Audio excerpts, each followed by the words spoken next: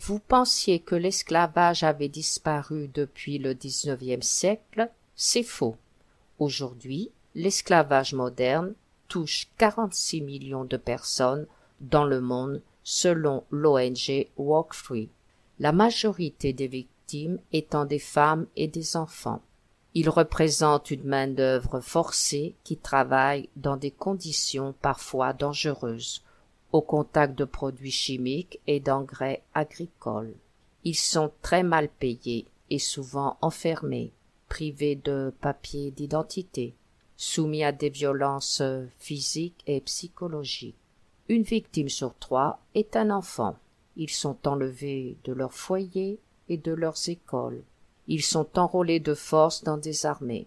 L'esclavage prend aussi d'autres formes, comme par exemple le mariage forcé, l'esclavage domestique, la mendicité, la prostitution forcée ou encore le trafic d'organes.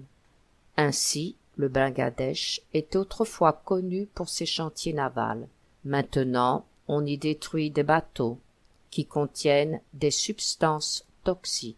Les travailleurs sont fréquemment exposés aux fumées nocives pour leur santé. L'ONG Shipbreaking Platform a récemment rapporté la mort d'un jeune travailleur de 16 ans, écrasé par une plaque de métal sur un chantier de démolition.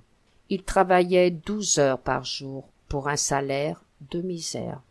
Je suis sûr que la plupart d'entre vous aiment le chocolat, mais cette gourmandise cache de terribles secrets.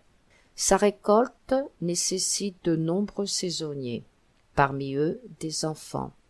Comment les industriels européens pourraient-ils l'ignorer?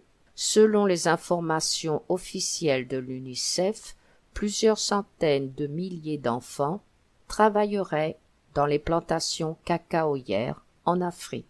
En effet, les enfants travaillent plus vite avec leurs petites mains.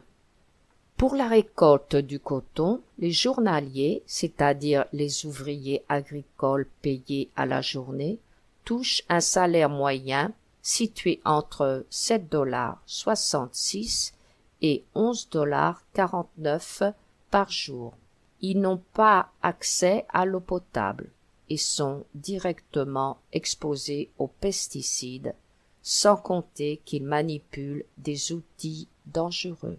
Un travailleur explique: « Nous ne recevons aucune nourriture. Nous devons apporter notre pain et nos tomates. Le coton est très bas et dans le sable, il y a beaucoup de serpents. » Propos recueillis par le Forum Germano-Ouzbek, une organisation non gouvernementale.